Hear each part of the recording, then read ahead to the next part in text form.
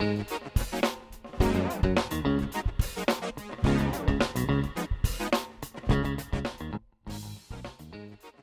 Women's History Month, and all month long, we are highlighting women you may know and some you may not, every Tuesday and Thursday at 12 noon.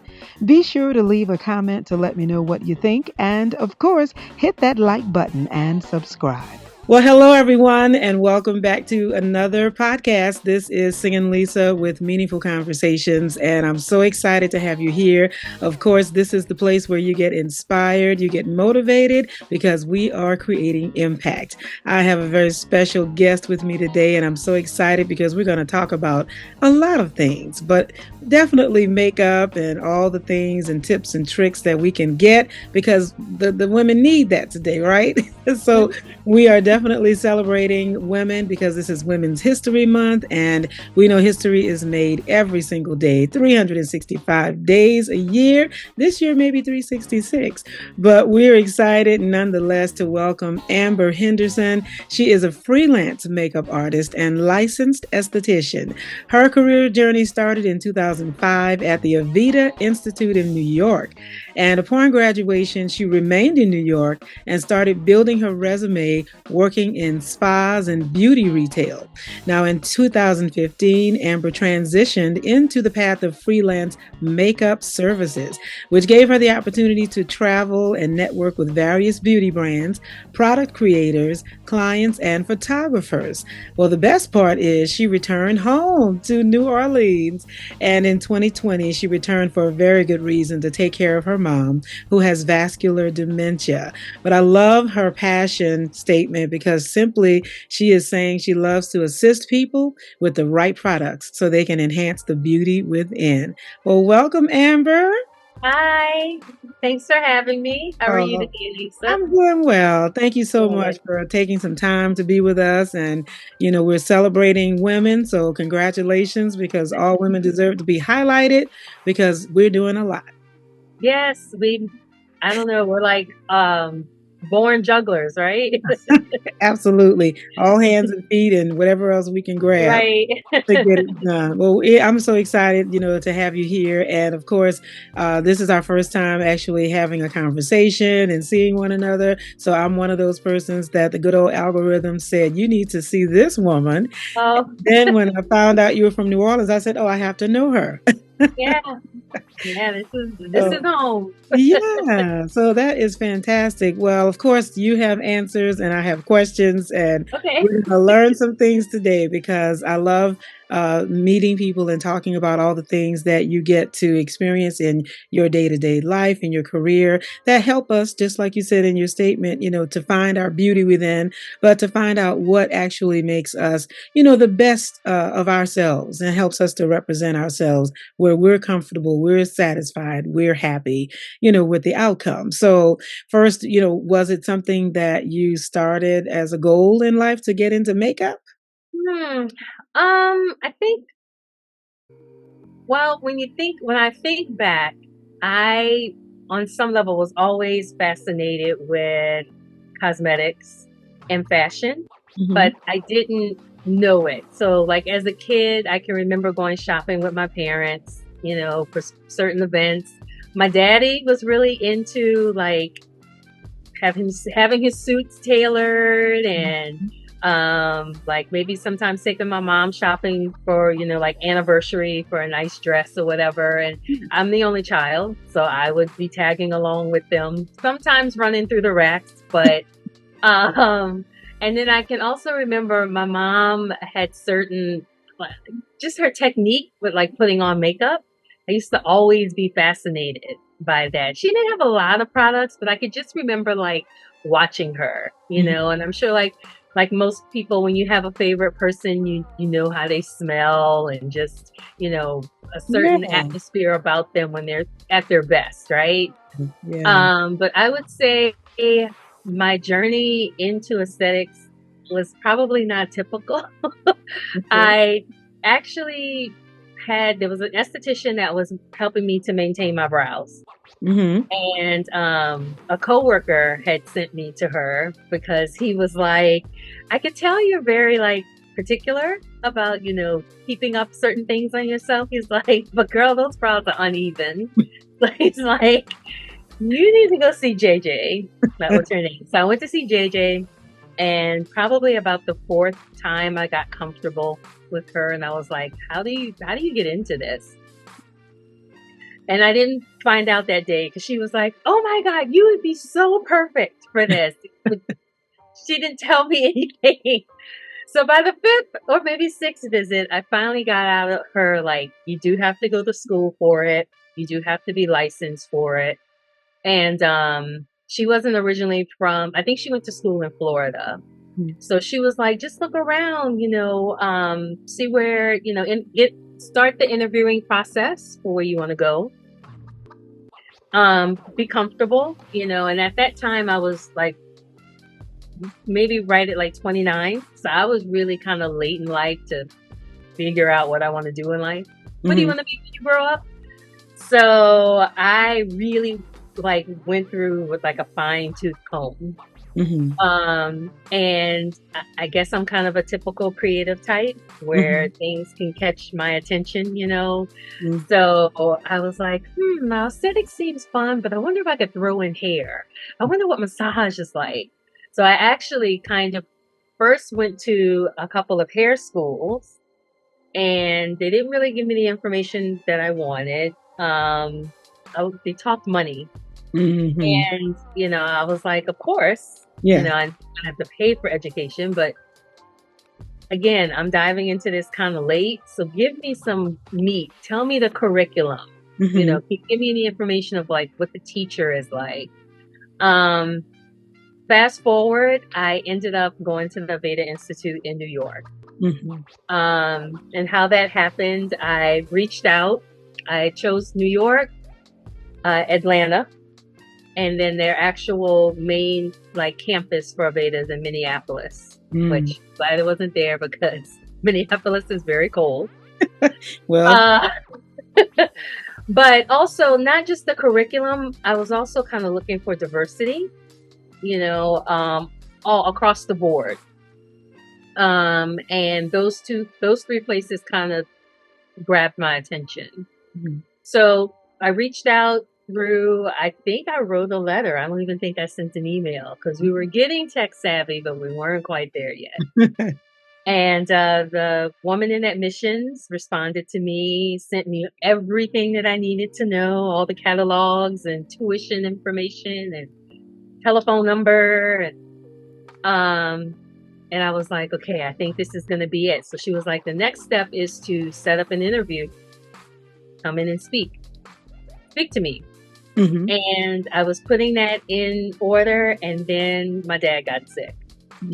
So I assisted my mom with him. He ended up getting a cancer diagnosis.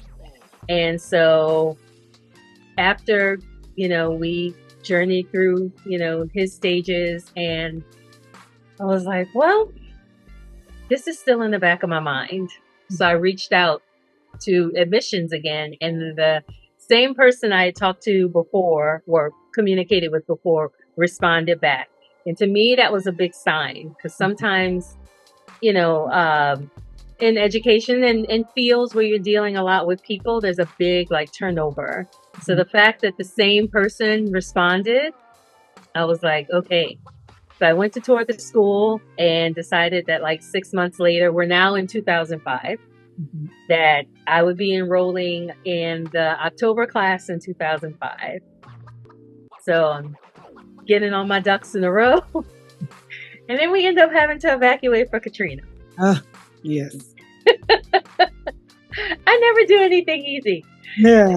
And so we go through Katrina. We actually did evacuate, and the area that we were in, when they said, hey, get to a computer, start letting people know where you are, reach out to the Red Cross. First thing I did is hit up, her name was Elizabeth, and I was like, hey, I just wanted to let you know everything's okay. I don't think I'm going to be in that class. She was like, oh my God, I'm so happy you and your mom are safe. Yes. I cannot believe you're writing me.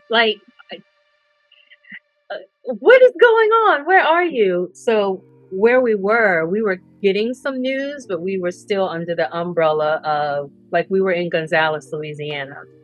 So close enough where we had kind of lost power too. So I didn't know all the chaos that was happening in the aftermath of Katrina. I was, I guess, still kind of, just a number of things was going on.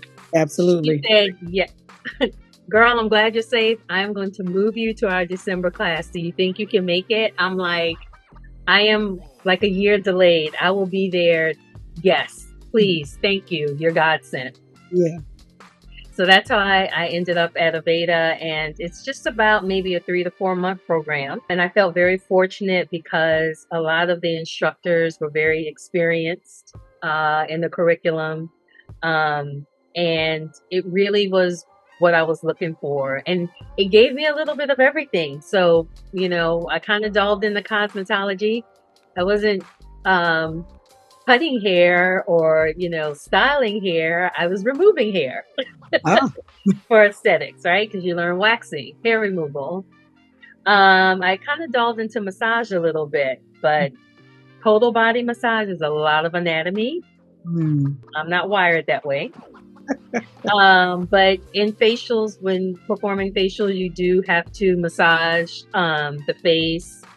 Well, really, you kind of learn what they call superficial or effleurage massage for total body. So that was the cool thing about Aveda's curriculum.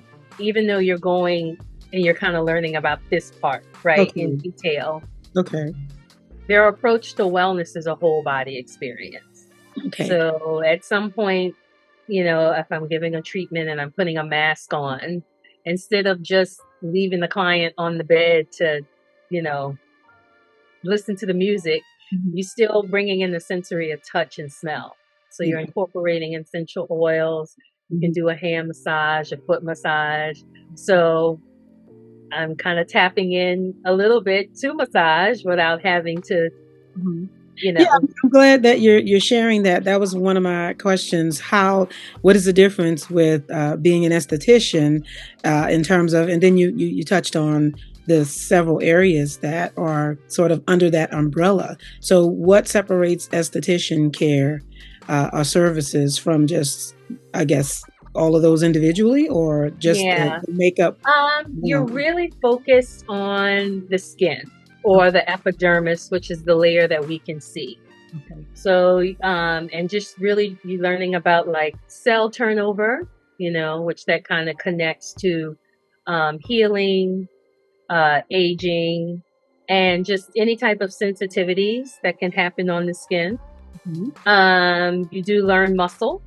You know, you have to learn the functions of the muscle and bones. Yeah. Because just for safety of your client, you know, because when you're touching someone, you are stimulating blood flow.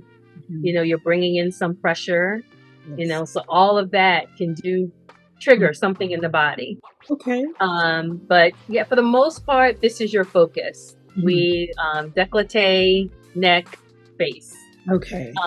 And so, like I said, everything else you are kind of licensed to be educated, and you can definitely do, but you're not doing like anything detailed to stimulate the body, the skin, the muscles, the blood flow in a more detailed kind of way, which would be for like massage.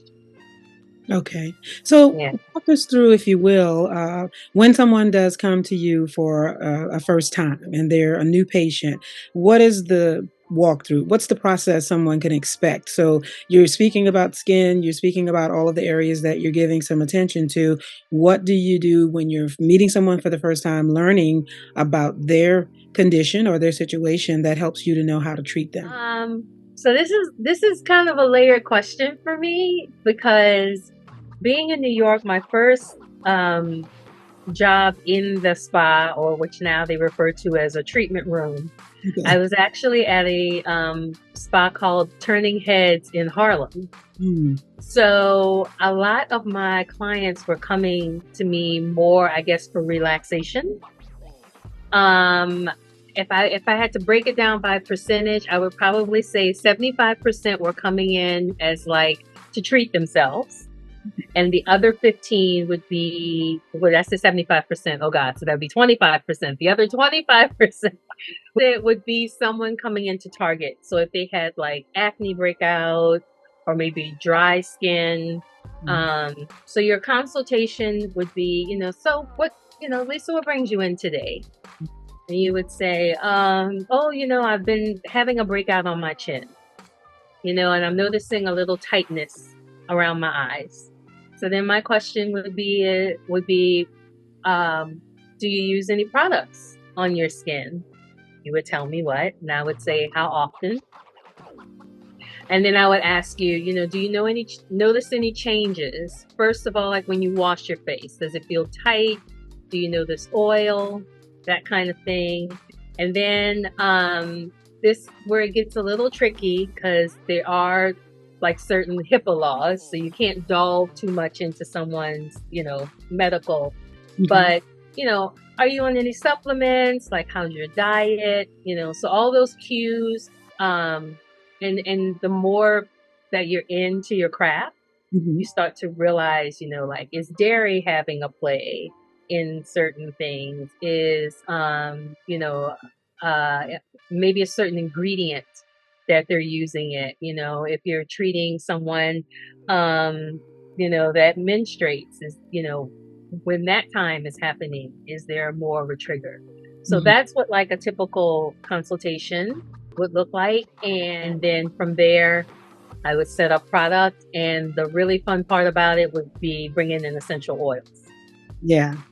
Well, we like essential oils because they definitely give that room a different feeling, and I know that affects the senses and helps you to relax. Especially people probably are very familiar with lavender and the peppermint oils, and I like a lot of those because they do have a lot of benefits therapeutically, and I'm sure in what you do as well, just to even bring a nice aroma into the room that you're in. So, well, that's awesome. So when someone comes there now, initially when they are coming in, they begin treatment that day of the consultation, or is there a time that they have to come back? Usually most spas now have incorporated that if you only want to do like maybe 15-minute consultation, sometimes it may be a free service or reduced service, and you would go through that questionnaire. Usually if they're booking about like a 60-minute facial, you give them probably about 10 minutes of that time. Well, you ask them to arrive 15 minutes ahead. So the front desk will present them with the paperwork. Yeah. And then once I would step out to greet them, if they needed to finish anything, I usually would have them in a foot soak after they derobe a bit. And that's how we would complete it. Okay, wait, this is getting exciting. I'm hearing, you said décolleté? All the way up, but I heard feet. So yeah, so that's kind of 60 minutes. Maybe that we're getting a little extra for that. Yeah. I mean, look, I at first ran over a lot. When you're in school and you're doing all of that, you have like this umbrella of time, and everybody knows that they're coming into a school. So, but that's where you really start to kind of build your skills of knowing that you have to treat this like a business. So you're orchestrating through, but the client doesn't realize you're orchestrating through. So when they would come in, I'd be like, lay your clothes here. You're going to get into the spa robe and put your feet into a soak. Okay, I'm liking it. Getting better and better. It sounds like a whole makeover is about to happen. Right. I like that. Well, I know that a lot of people are aware of that, and they have definitely gotten into the area of self-care. That has been much more evident, especially post-pandemic, I should say the first one. But, I know people are very aware of the need for being able to take care of themselves. And so people are definitely taking a much more active role in seeking persons like yourself to find out what they need to do to improve themselves and to be better at who they are, because we've been through a lot, not just since Katrina. Good Lord, that was enough. Every hurricane season is enough, but then to go through the pandemic on top of that, we all need to see you. Yeah. We're suppressing a lot. Yeah. And even starting to see a little bit more trend on social media, and talking to my other friends that are like creatives, have people that are writers, I'm like, how's the writing going? Because I saw a post and they're like, girl, I haven't put one page, nothing on the page yet. Wow. And so just discussing, like, why do you think that is? Yeah. So we really were in survival mode. And now I feel like it is on for everyone. You're trying to connect and be more self-aware. Yes. Yeah. Yeah, that's really true. I'm glad you mentioned that, because I'm sure, did you see, well, were you able to still continue doing some type of work during the pandemic, or did you have to pause and do something else? Yeah. Yes, I made a transition. So anyone that was doing anything that in regard to face-to-face services, in New York, we were immediately shut down. So, if you were a waiter, if you were working in a spa, if you were freelancing so I had a number of gigs really quickly, as I'll refer to them as gigs. Yeah. So my main thing was booking makeup. I was working with photographers. Those sessions. So those ceased. The next thing was I was a baker's assistant a couple of days a week, which was, food is a passion of mine. Okay. And so she was a pastry chef, and she would teach people how to do certain things like breads, pies. She would have classes. So she called me and she was like, I think I'm not going to book anything for three weeks. Oh. So first, the cancellations with makeup, and then the baker's assistant. So, in my mind, I'm thinking, oh, Lord, okay, what am I going to do for rent? So my next little thing was I would do pet sitting. So I had friends that would travel, and if they had their pets, I would go in, check the mail, pick up packages. Yes. And then this call started coming in for that. I'm either going to be working from home, or my job has stopped, or so I'm like, oh my God. This COVID is just taking over. Yeah. So, so once that ceased, and I was still in New York, so we're maybe like 2 weeks in, I get back to New Orleans, and it's like ghost town here. But I'm used to being active, right? And then, of course, no income, because at that point in time, we weren't talking. Right. So I'm scanning Indeed literally one day just to see like what's out there, because I really didn't have like work from home skill. That really wasn't a term at the moment, right? Like as much of a catchphrase as it is. I ended up being a janitor. I saw something that said, hey, we're hiring for the few offices that were still opened at the time. They needed to sanitize the public areas. And so that's what I was doing. Well, you said it's survival mode, and if it's called a gig economy, then it's very big, very large now, because that is what a lot of us have been doing. Various jobs, various whatever area we could find that is going to supply the need. You definitely move toward that so that you can continue to survive. So as you're doing all of that and you're navigating your way and figuring out one step after the other, you then, in the meantime, you start calling home. We chatted a bit earlier how you would call to check on your mom. Yeah. And I know that that you are your mom's caregiver. So this just sort of pivoted right into where you started, checking on mom. And what was that like? Yeah. So my mom, her line of work, she was a domestic housekeeper. She cleaned houses. That's how her and my dad both provided for me. I am an only child. So she, my mom had been getting Social Security since she was 65. when all of this started happening. At the time, she was 79. And as you know, if you want to drive, if you want to have a life outside of just paying rent, you have to figure out a way to supplement. Yes. And my mom is very much so from that generation where you don't ask for help, you work. Yeah. So she was still doing housekeeping. And fortunately, the families that she was with, unlike when I was younger, when she would go in and like clean a house from top to bottom, she maybe had like 4 hours of work where she was doing like projects to just, keep the household running. Well, they started saying, my mom's name is Lorraine. So I called her and she'd be like, they're telling me, Lorraine, don't come to work. And I'm like, yeah, Ma, I'm kind of checking on you too, because here in New York, I'm not going out to see clients and stuff. There's a virus happening. And she said to me, a virus? I keep seeing that on the news, but I don't smell a virus. I don't know what's going on.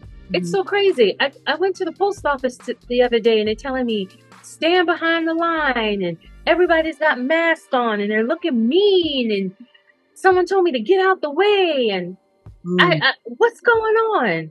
So I told my roommate, I said, something doesn't feel right.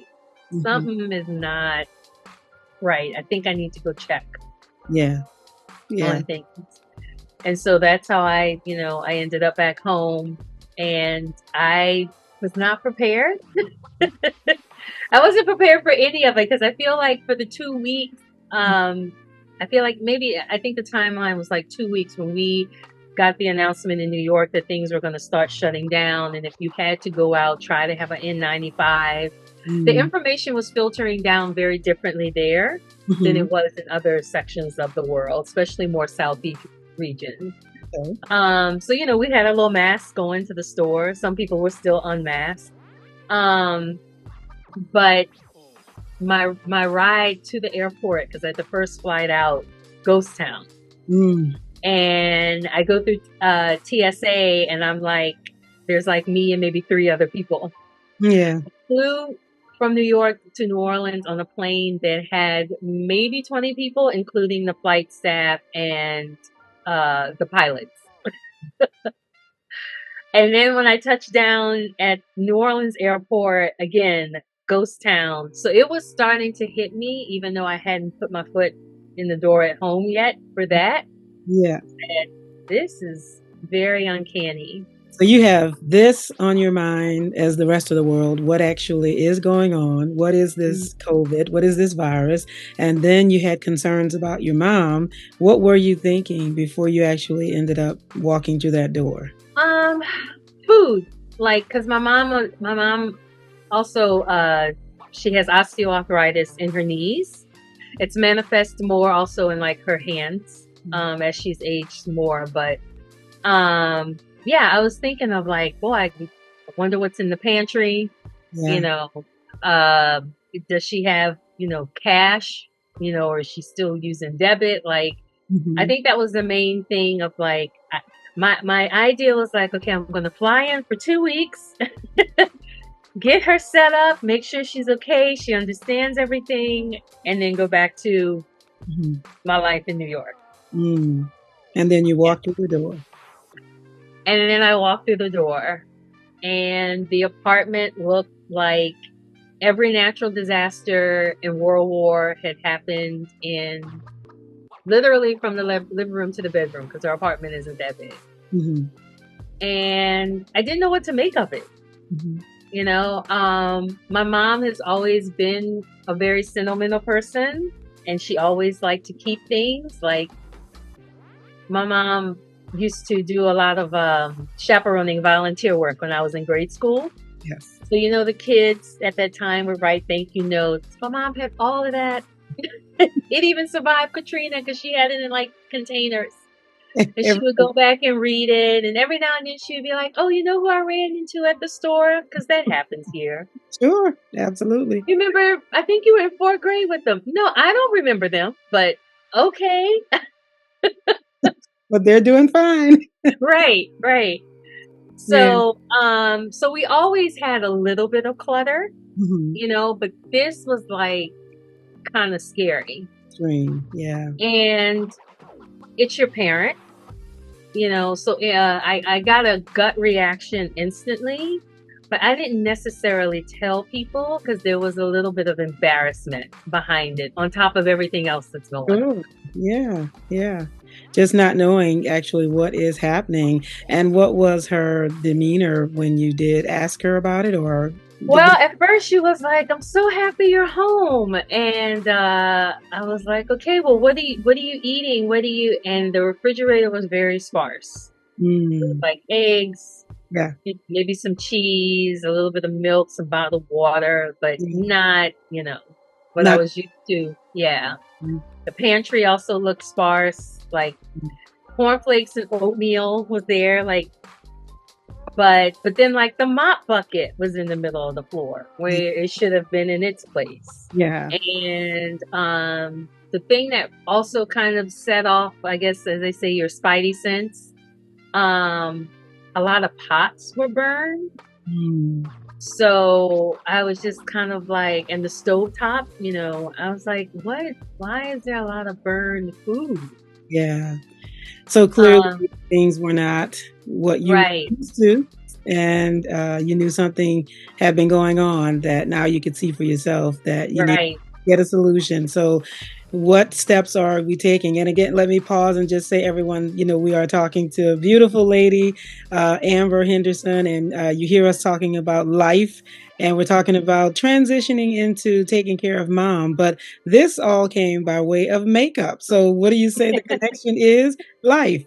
Because life definitely has happened to all of us. And I'm sure everybody can understand that when you're pivoting through a career, and then you're dealing with a virus that is brand new to all of us, and then you move from one thing to the next. And here we are now discussing how from her career with makeup and to COVID shutting things down. Well, let's go home and check on mom and make sure she's good. We'll spend some time.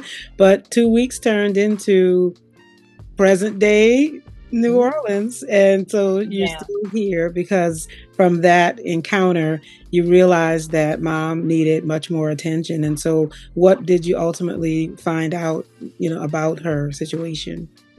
Yeah, well, after, like I mentioned, after I got kind of like the initial embarrassment, I did reach out to a friend from childhood that would sometimes take my mom to the store or run errands for her. And I'm like, are you noticing? Well, she said to me, "I'm so happy you came home. I didn't know, And I said, "Oh, yeah, things are like, And so she's like, "Well, Miss Lorraine has called me a couple of times, and she's not really making sense on the call. And she's been asking me repeatedly, like, what day of the week it is. What calendar day is it? What day of the week?" She's like, "That's not like your mom. She's usually on it." So I kind of opened up to her about it. And then I would probably say maybe here we are a month in, and things are really now on lockdown. No one's really like not going anywhere. My mom's behavior became very manic with me. So we would be at the breakfast table talking, and one moment she'd be like, "Oh, I'm so happy you came home to check on me." And I don't know what would trigger her, but then it would turn into like, "You never listened and you went away anyway." And, and I'm like, and then she also created the story about maybe she was thinking of remarrying.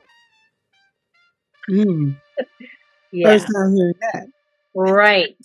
And who, Mom? Like, I've been home. Who's the mystery person? And then it ended up being like some guy in the neighborhood that had a white truck who didn't even live here anymore. Oh my goodness. Yes. And then one day I got a delivery from FedEx, and she totally went off on the FedEx driver. Don't bring any drugs here into my house. So I reached out to her primary care physician by phone, and that was a series of messages. And she started telling me that she had noticed my mom had some weight loss.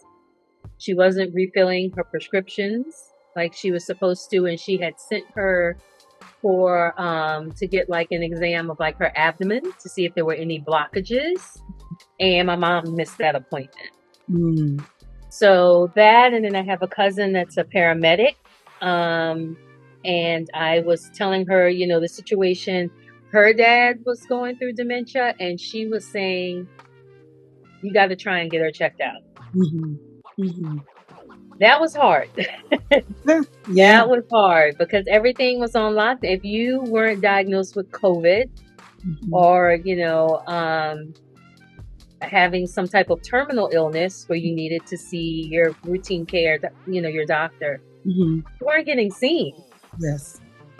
So that I had to take steps of and asking a lot of questions. Yes. Because I didn't know. And again, it was hard because there was a level of me trying to wrap my head around this. Because my mom, if my mom met you, she would say, oh, I met this nice lady named Lisa, and she had on a beautiful red blouse. And I mean, detail, right? Yeah. And now nothing is making sense. Yes. And so, you know, I'm having to come to grips with that. How do I still let her have her power and dignity? Yes. With getting her help. Yes. So, yes. Unfortunately, you know, just again, sometimes I would talk to people and just start breaking down into tears. And I had to let it flow because I couldn't physically ask for help. Yes. But those emotions coming through would get people to open up, right? Because people are trying to let you have your privacy. You don't, you know, all of this is new to them too. Yes. So they want to be your support and your sounding board, but how do you get in there without crying? What do you say to determine what you need that's not insulting or disrespectful, but at the same time, you're trying to provide some type of connection so that you don't feel alone? Because again, you're an only child. You come home to something that you had not experienced before because this is not the mother you left New Orleans. You know, and so here now we have a brand new situation that you have to navigate through. And then you're navigating through a system that's like tight-lipped because, well, your situation is not as important as COVID. This is the top situation right now. So what do you need that can't wait is almost probably the way you felt because you didn't get that immediate answer that you needed for what was going on, or even an explanation as to why it even happened. Right. Because did anyone else in your family ever have this situation, this diagnosis? If anyone went through any type of dementia, I would probably say it would be connected to like another illness. So it wasn't like the main illness. So, you know, as people start to go through stages where they're getting closer to the end of life, sometimes memory loss is a part of that. Sure. So, you know, you would just, you know, the old term that may not be politically correct. Oh, they're just senile. Or if they've been in the military, they're just shell shocked. So, you know, so you would expect that, but not where it is their main diagnosis, right? Yeah. So eventually, I had to do something that was called a protective order of custody. And I don't know how it may work in other cities, but it's a little scary here because you actually have to go to the coroner's office to get that. Yes. Okay, so, you know, visually everything is happening around me. And then it's like I have to go to the coroner's office to go, like...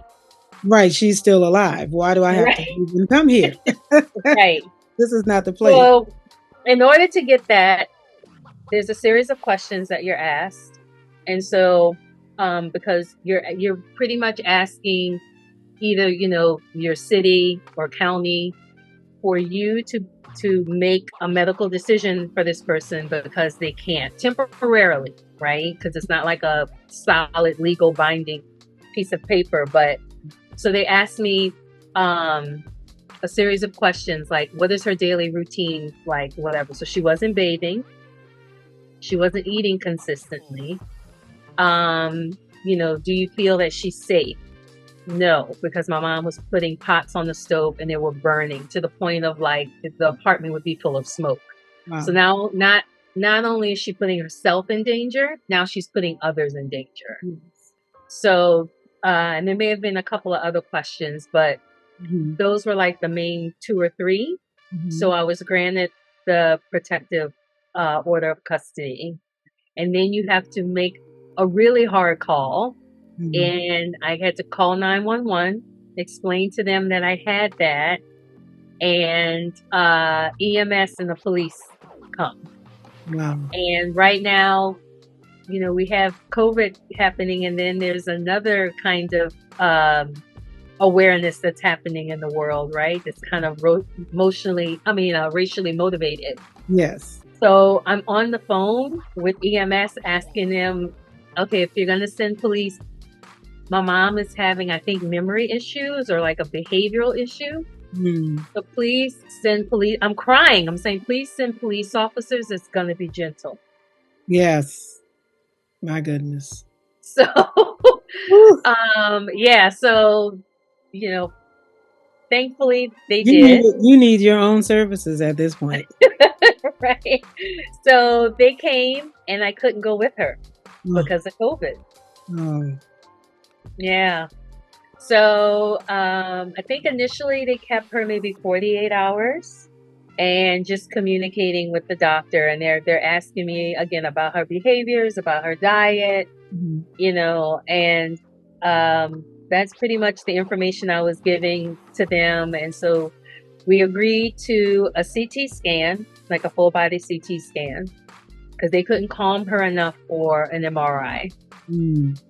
And basically, after all of that and some blood work, they were like, she has vascular dementia. Wow. And so what makes that a little different? So there's almost like 8 or 9. Dementia is a very umbrella diagnosis. And you can have a lot that fall under it. I did not know that. Yes. So when we hear of Alzheimer's and dementia, first you think of like the brain is collecting a lot of plaque, right? Which could be connected to cholesterol, and that's what's causing it to malfunction and not, it's not getting the signals that it needs like a healthy brain. But in vascular dementia, there's been strokes that have happened. Sometimes at the level where the doctors, it's not noticeable, so the patient doesn't go in. And it can't even really be detected on an x-ray, even the most sophisticated x-ray. But the fact that the strokes have happened, so blood flow and oxygen is not reaching the brain like it needs to. So there's a lot of gaps in. So like for my mom, that really made sense to me, because we could be having a normal, quote unquote, normal conversation, and then maybe she would go back in time or lose her thought process, get very frustrated if she couldn't remember a word.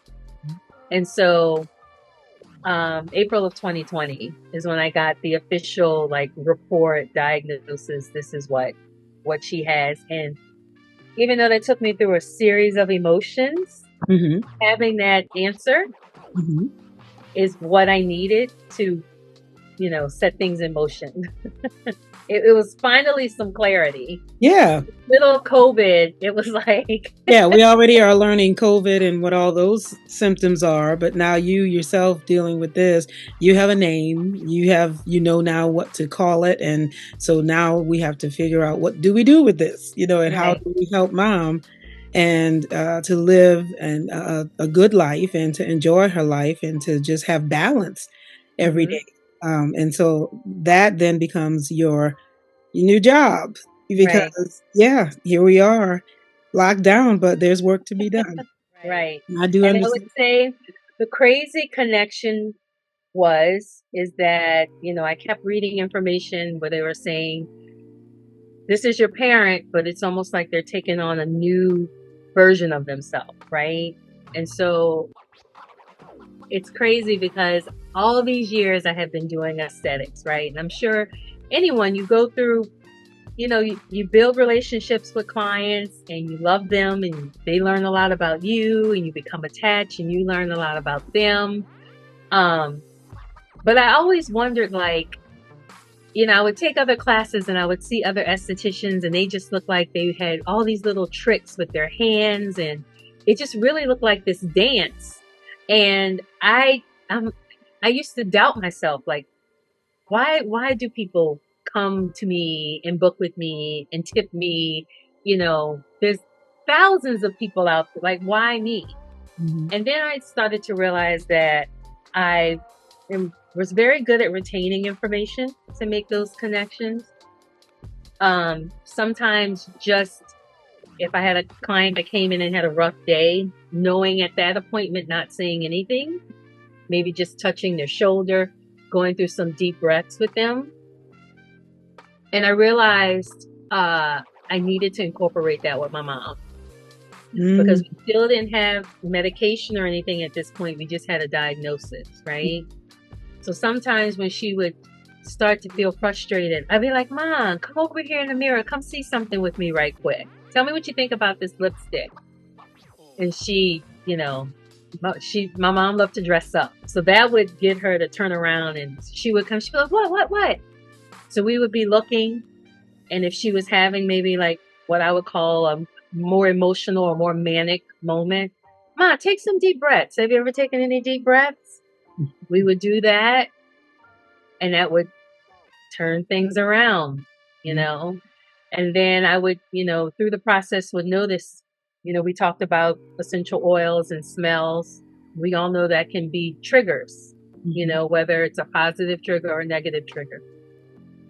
So I started to notice heavily scented items in the apartment, like cleaners or maybe detergents.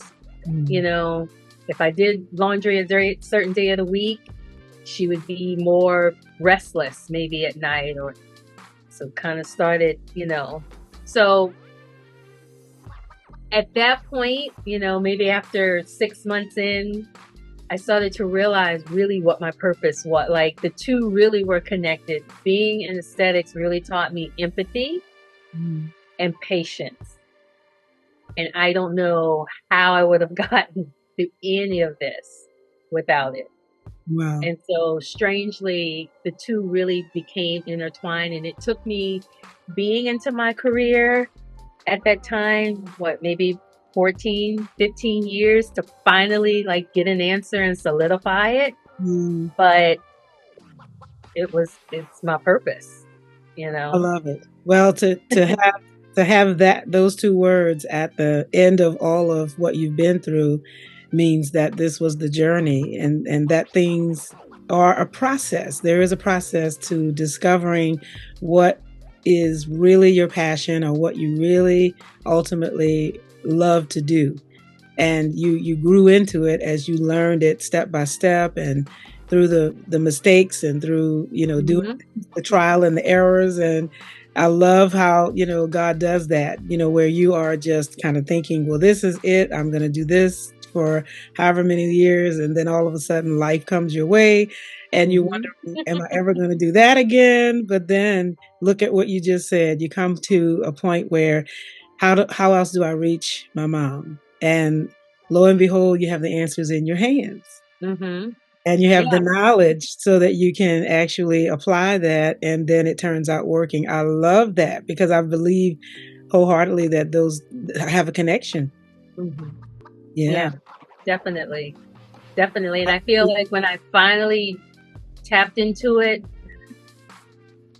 early on into the process of caregiving someone with dementia, I would say if you're crying, if you feel sad and if that manifests into tears, to really let it flow.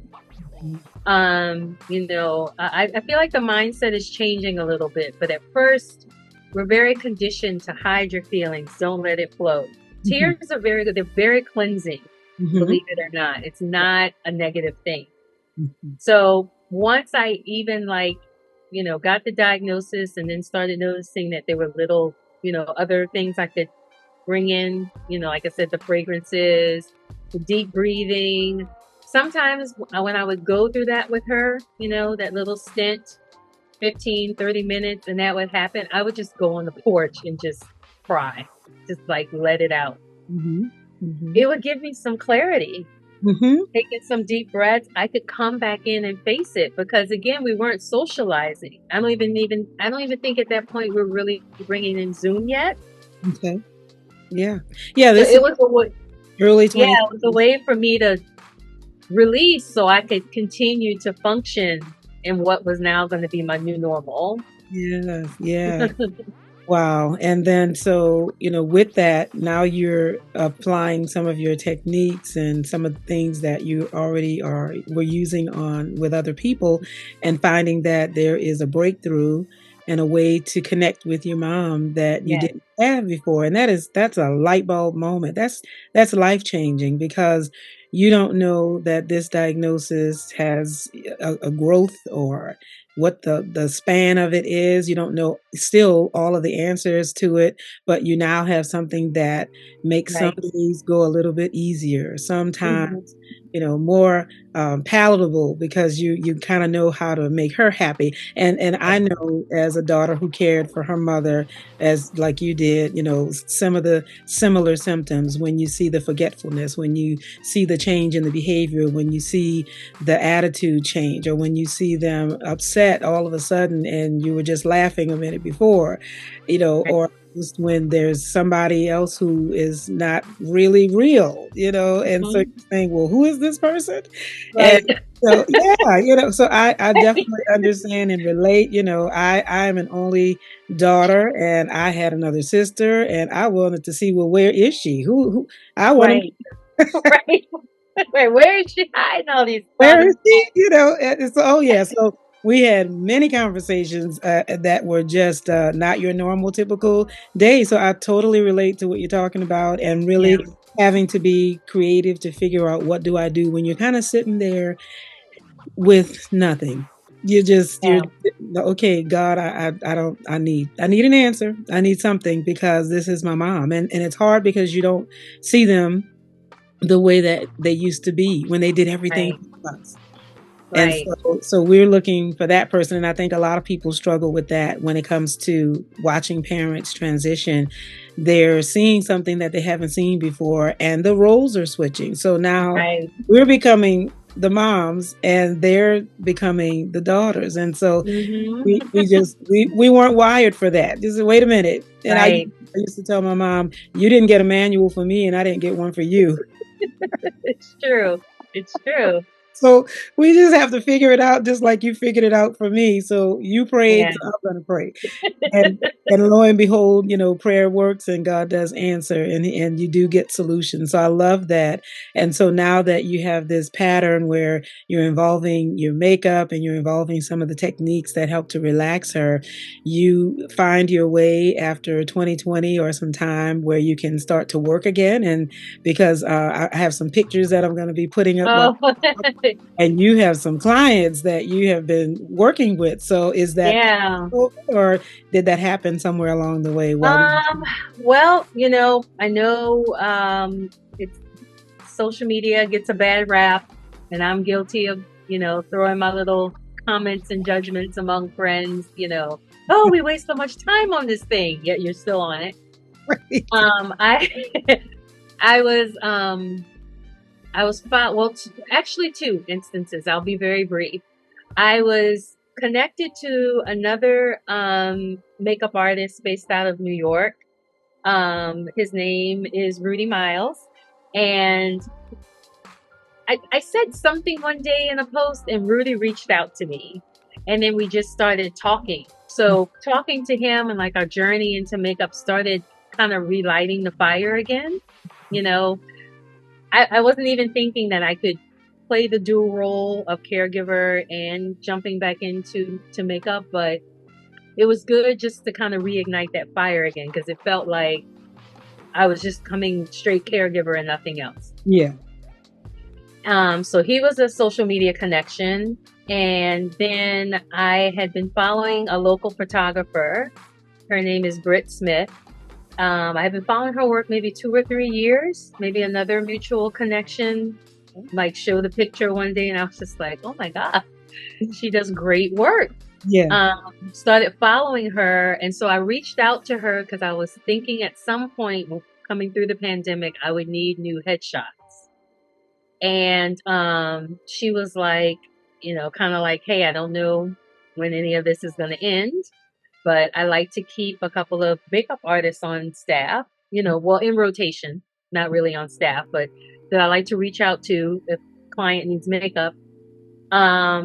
Would you be interested? And we kind of, talked figures, and I was like, yeah, thinking this would be something way down the line. And it wasn't. And it was so funny because she was like, oh, let me follow you. Let me see what your style of work is. And she's like, oh, you're already following me. Oh my God. And then when we noticed that we had some mutual connection, she was like, oh, well, I guess this was meant to be. There you go. Yeah. Things started aligning. I love that. Now, you mentioned Rudy, who you followed at first. For those that don't know about him, who is he? I think I was reading that he's somebody special. Oh, he is. So Rudy Miles also, he was the creative director for Aveda. He was based out of New York. Mm-hmm. And so while I was employed with Aveda, I kept basically any type of posters, signage that came through the salon that we would hang up for promotions. He would play a hand in either selecting product, maybe developing that color for or selecting that color for the season, and then saying how we were going to execute it. Mm-hmm. So to me, he was just like the guru. Mm-hmm. And I'll be very honest, because when you have a lot of major corporate brands, you don't see a lot of men of color. Mm-hmm. And Rudy Miles, that could be male, female, that's kind of... So when I finally was just like maybe flipping through an Aveda pamphlet one day, his name came up and then his photo, and I was like, oh my goodness, this man has so much power. He makes so many great decisions. Like, I have to know who he is.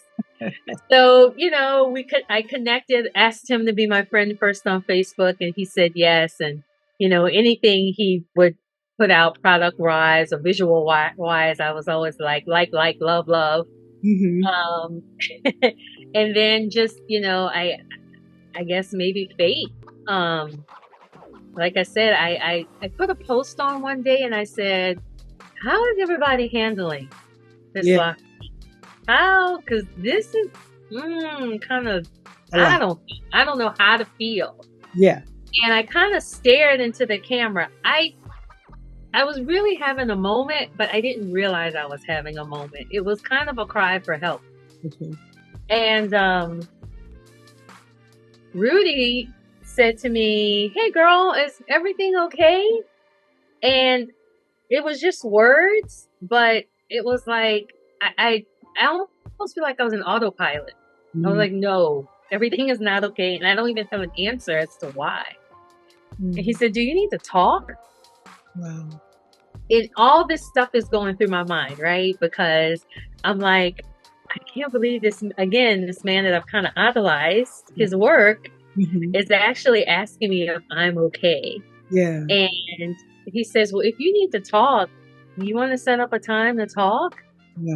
And it was like, it was like Michael Jackson of makeup was just giving me a little bit of like, yeah. And so I said, sure. And, it's funny because New York life is so hustle bustle, right? And so people sometimes say they want to do things, and even with the best intention, it just doesn't happen, right? You run out of time, you get busy, and he said, okay, let's say he said Sunday at 4:00, we'll talk.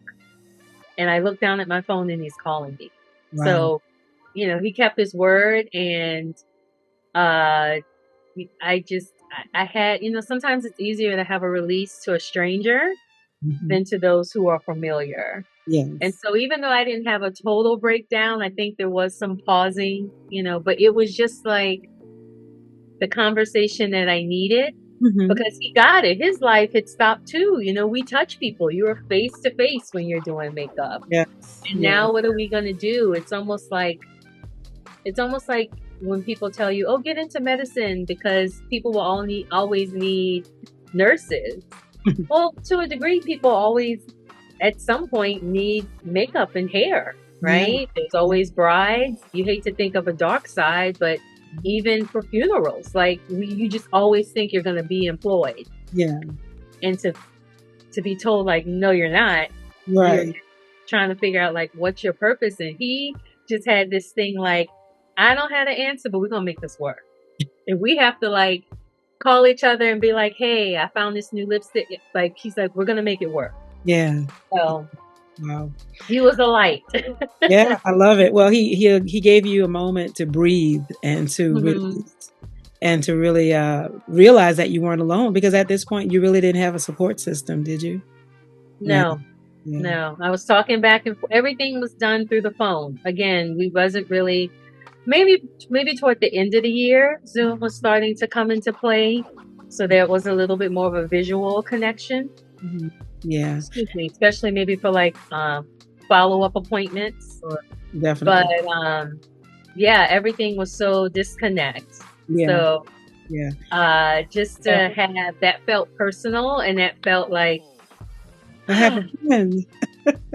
Yeah. Absolutely. Well, I love that. So is there a number one makeup tool that you suggest everybody have? Like some people say, I have to have my mascara, or I have to have my or there's some must-haves. My must-have is probably not as fancy as everyone would. I love a good lip balm. I know that may sound insane, but I don't know, when I'm talking to people, I am kind of noticing, you know, like their eyes and, you know, their mouth. I don't know, but for me, I love a good lip balm.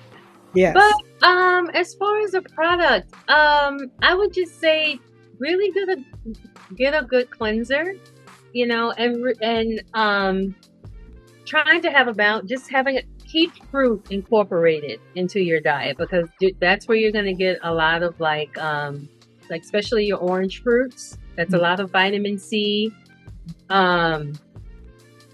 Vitamin A is another one. You're going to get in like your beta carotenes and all that kind of stuff. So that's taking care of what's on the inside. It's going to manifest on the outside. So I don't know. You know, I would say probably my creative side, that's where things change. Maybe 1 month it could be like, oh, I'm in love with this eyeshadow palette. I must have it. Right. Well, whatever floats your boat and makes you feel good, because really in the end, it's about feeling good, right? So for you, that may be, you know, a lip color. Wear your favorite lip color. It's going to help you be confident and put your best foot forward. Yeah, I love it. Well, as we come to a close, let me ask you this. So as you have gone through 2020 and transitioned to where you are now, what is the thing you believe that you've learned the most about yourself as you've had to navigate through all of the changes and, you know, where you are now?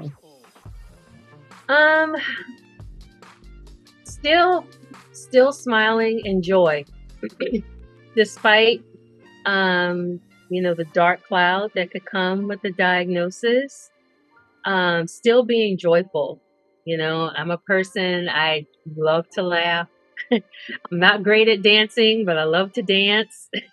So even toward my mom, she was a joyful person. So sometimes when I'm bringing her breakfast in the morning, you know, I may come in, I'll be like, a little shimmy. Egg time.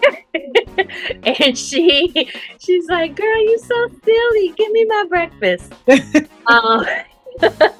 Same thing. But yeah, and look, I'm gonna be honest. Sometimes the reality of, you know, like getting up and knowing that, you know, her look has changed, or maybe her cognitive mode has changed. I am sad making her breakfast. Sure. So bringing it to her and doing that little jig, you know, don't lose your joy. You know, And like I said, we all know at some point we will transition to where all of us will be faced with end of life, but smile. Yeah. You know, don't lose that. It's a great asset to have. Mm-hmm. And that mindset can just not make everything feel so heavy. Yeah. Because life is a gift. And I don't know anyone that really ever scowls while you're receiving a gift, right? Oh, you receive it with joy. So, right. And you accept it and you use it so that it can fulfill your life. So, yeah. Well, you have definitely added some joy to our lives today with all that you shared and, the information that you have and where you are in life. You have the joy. We can see it. We understand it. And, we just pray nothing but more to come your way as you continue to care for Mom. Let her know that she's loved by a lot of people that she doesn't know. Okay. And she doesn't need to, she doesn't hear their names. That a lot of people heard about her and they already love her. She will love that. I will definitely pass it on. And want the best for her and for you. And so we hope that, maybe we'll chat again when it comes around to, Mother's Day or something like that. And we can have her on. So she can, that would be nice. But again, thank you so much. And everyone, this is beautiful Amber Henderson. And hey, right here in New Orleans. So I don't have too far to go to come and see you and get that session going. So okay, sounds like a plan. I love it. So again, thank you for everyone for tuning in. We want you to definitely like, comment, and subscribe and share this video and let everyone know that a lot of information and inspiration and impact is going on right here on Meaningful Conversations. I'm Singinlisa and we're celebrating women this month. So be sure and let somebody know they are special and keep shining no matter what. Keep shining. So we'll talk to you next time.